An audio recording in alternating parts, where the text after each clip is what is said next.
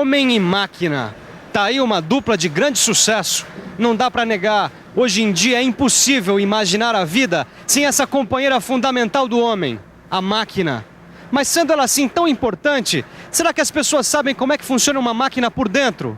Quer dizer, será que as pessoas conhecem, de uma forma geral, quais são os elementos que compõem as máquinas? Pinos, parafuso e porca. Com pilhas, arruelas e chavetas.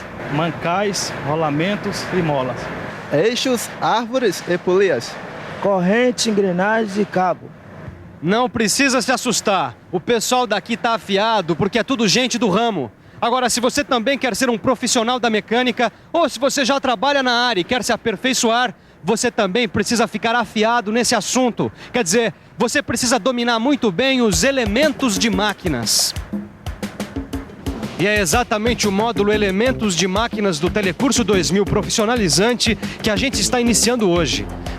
Estudando esse módulo, você fica sabendo tudo sobre elementos de máquinas, suas funções, suas características e como eles são utilizados na prática. Com todo esse conhecimento, você fica muito mais preparado para operar as máquinas e até para corrigir defeitos que possam aparecer. Então chega de papo e vamos ao que interessa. Nessa teleaula você vai aprender o que são elementos de fixação. Vai ver que existem dois tipos de união de peças, a móvel e a permanente. E vai conhecer melhor alguns elementos de fixação. E já que o nosso assunto de hoje é elementos de fixação, fixe bem a sua atenção porque lá vem informação. A nossa teleaula está começando.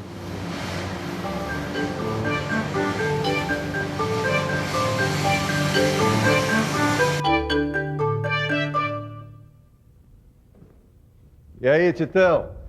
Mais um dia de trabalho na caçada, hein, rapaz? Como é que foi aí? É, mais ou menos, viu, Silva?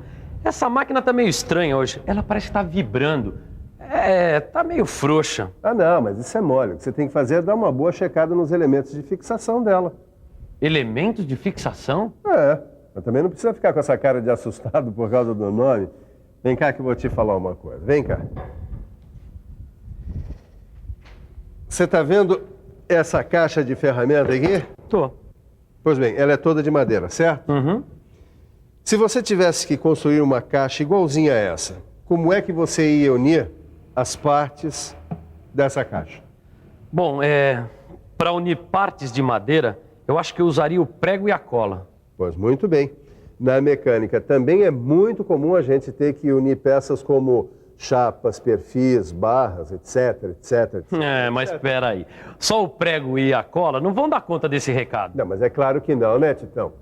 Na mecânica, as peças a serem unidas, elas exigem elementos próprios de união. Ah, você está falando de pinos, cavilhas, rebites, parafusos, porcas. Exatamente, disso e muito mais. Preste atenção. Rebites, pinos, parafusos, porcas, arruelas, chavetas. São alguns exemplos do que a gente chama em mecânica de elementos de fixação. Quer dizer, na mecânica, elementos de fixação são elementos que servem para unir duas ou mais peças.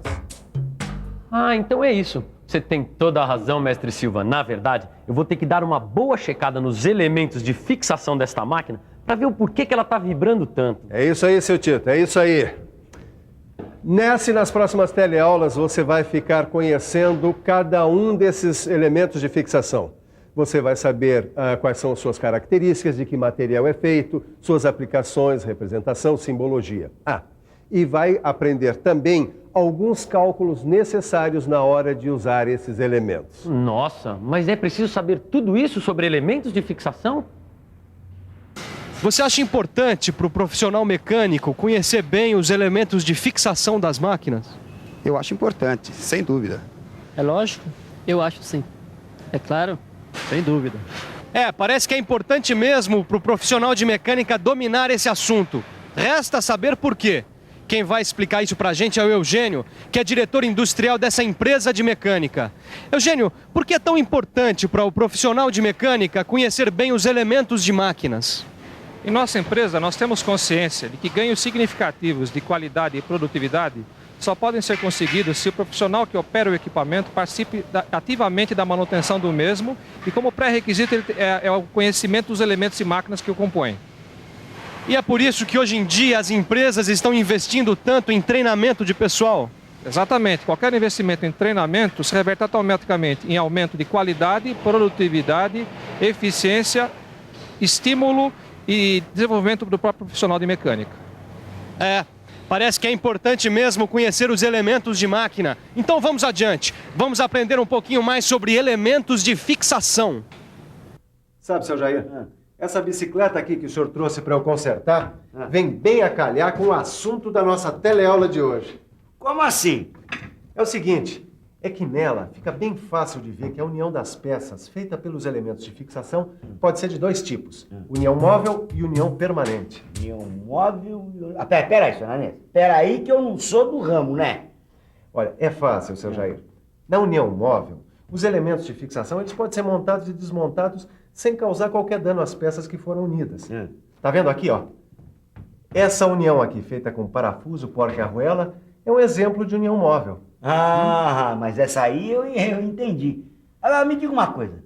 E a união permanente, como é que é? Bom, como o próprio nome está dizendo, a união permanente não tem esse negócio de monta e desmonta, não. Nela, uma vez fixados, os elementos só podem ser retirados na marra, quer dizer, quebrando, danificando. É o caso das uniões feitas com rebites, soldas. Tá aqui, ó. Achei o defeito, a solda tá trincada. Bem na solda, ó. Bem no elemento de fixação. Quebrou agora, ó. Quebrou agora, foi você, hein? Esse conserto está rendendo para a nossa teleaula. E pode anotar, geralmente os elementos de fixação são os componentes mais frágeis de uma máquina. E é por isso que todo elemento de fixação, seja móvel ou permanente, deve ser usado com muita habilidade e cuidado. E é só botar a cabeça para funcionar um pouco para a gente perceber o que acontece se a gente não fizer isso. Vamos pensar um pouco? Vamos pensar um pouco. Peraí, acho que não tem segredo. Na hora de projetar um conjunto mecânico, é preciso escolher com muita atenção o elemento de fixação mais adequado ao tipo de peças que vão ser unidas ou fixadas. É isso. Se, por exemplo, a gente for unir peças robustas e usar elementos de fixação fracos, o conjunto vai acabar apresentando problemas. Quer dizer, um elemento de fixação mal dimensionado pode significar desperdício de tempo, de materiais, de recursos financeiros e também danos humanos. Desperdício de tempo, de materiais, de recursos financeiros e ainda danos humanos. Isso pra mim tem um nome, senhor Ananias. É prejuízo. Exatamente, seu Jair. É por isso que é importante dimensionar corretamente os elementos de fixação. E um bom projeto de máquinas também deve evitar a concentração de tensões nas peças fixadas. Como é que é? É o seguinte, se a união for mal dimensionada, as peças unidas podem ficar sujeitas à concentração de tensões. Essas tensões acabam danificando as peças. É isso que a gente chama de ruptura por fadiga de material. É o que aconteceu aqui, ó, na sua bicicleta. Fadiga de material?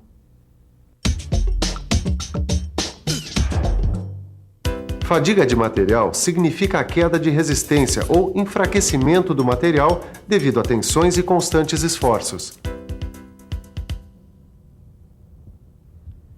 Ô Silva, sabe que eu já ouvi falar nessa história de fadiga de material? Foi no caso de um avião que tinha caído. Será que tem a relação de uma coisa com a outra?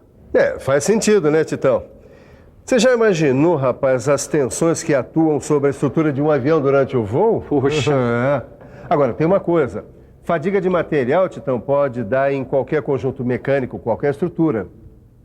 Principalmente se os elementos de fixação não forem bem dimensionados. Agora, para evitar que isso aconteça, é preciso que haja um bom projeto, uma boa manutenção. E por falar em manutenção, eu acabei de fazer a minha. Quero ver agora se essa danada vai voltar a tremer. Bom, então já que você acabou a sua manutenção, eu vou testar os seus conhecimentos sobre elementos de fixação. Quero ver se você é capaz de me dar uma descrição assim bem rápida desses elementos de fixação que eu coloquei aqui. Mas eu acho que eu consigo. Bom, vamos começar com o rebite. O rebite é formado por uma cabeça e um corpo cilíndrico. É fabricado geralmente em aço, alumínio, cobre ou latão e é usado para a fixação permanente de 2 ou mais peças. Muito bem, adiante. Bom, este aqui é o pino, que serve para unir peças articuladas. É bom lembrar que nesse tipo de união, uma das peças pode se movimentar por rotação. Você está indo muito bem, Tito. Bom, não vamos comemorar antes da hora. Ainda faltam vários tipos de elementos. O contrapino, por exemplo, ou cupilha, trata-se de um arame ou haste fina com forma semelhante ao meio cilindro. Este arame ou haste é dobrado, formando uma cabeça circular e 2 pernas de tamanhos diferentes. Não, peraí, vamos com calma. Antes de apresentar outros elementos de fixação, vamos ver na prática a utilização do rebite, do pino e do contrapino, que também é chamado de cupilha. Quem vai mostrar isso pra gente é o Jonas, aqui na máquina onde ele trabalha. Vamos lá, Jonas? Então, Jonas, mostra pra gente aí os elementos de fixação. Aqui tem os rebites, o pino, contrapino ou cupilha. Agora sim, dá pra gente continuar e ver os outros elementos de fixação. Vai lá, Titão, a bola tá com você, rapaz. Oh, não, senhor. A bola está com um dos elementos de fixação mais conhecidos, o parafuso. Bom, o parafuso tem um corpo cilíndrico, roscado e uma cabeça que pode ter as mais variadas formas. Bom, o parafuso tem uma companheira inseparável, a porca. A porca tem a forma de prisma, cilindro ou tantas outras. Ela tem um furo roscado por onde é atarrachada ao parafuso. Mas você não se esqueceu de que o parafuso tem também uma outra companheira inseparável, não é mesmo? Eu ia falar dela agora mesmo. É a arruela. A arruela é um disco de metal com um furo no meio. E é por esse furo por onde passa o parafuso. Reta final, Titão. Só faltam 2 elementos de fixação. Bom, primeiro eu vou falar do anel elástico. Esse elemento de fixação serve para impedir o deslocamento dos eixos. Também serve para limitar ou posicionar o movimento de uma peça que desliza sobre um eixo. Bom, agora só falta eu falar da chaveta. A chaveta tem um corpo em forma de prisma e pode ter as suas faces paralelas ou inclinadas, dependendo do esforço e do tipo de movimento que ela quer transmitir. Tem gente que diz que as chavetas são elementos de fixação e tem gente que diz que as chavetas são elementos de transmissão. Mas na verdade ela tem as 2 funções, não é mesmo? Ah, rapaz, isso é perfeito, esse menino. Bom, agora nós vamos dar uma olhada naquele torno ali só para conferir os elementos de fixação que nós acabamos de ver. Tá bom. Certo? Certo. Pois muito bem. Aqui está. Parafuso, porca, arruela, anel elástico, chaveta. Poxa, por hoje a gente já aprendeu bastante, hein, Silva? Claro, claro. O resto fica para as próximas teleaulas. E atenção, se liga aí que é a hora da revisão. Na teleaula de hoje, você aprendeu que, na mecânica, é muito comum a necessidade de unir peças e que essa união é feita pelos chamados elementos de fixação. Viu que uma união pode ser de 2 tipos, união móvel e união permanente. Você aprendeu também que para projetar um conjunto mecânico, é preciso escolher o elemento de fixação mais adequado ao tipo de peças, evitando assim desperdício de tempo, de material, de dinheiro e danos humanos. Evitando também rupturas nas peças por fadiga de material. Por último, você viu uma descrição simples de alguns elementos de fixação: o rebite, o pino, o contrapino ou cupilha, o parafuso, a porca, a arruela, o anel elástico e a chaveta. E se você quiser que todos esses conhecimentos fiquem bem fixados na sua cabeça, só tem um jeito: é estudar no seu livro. Bons estudos e até a próxima!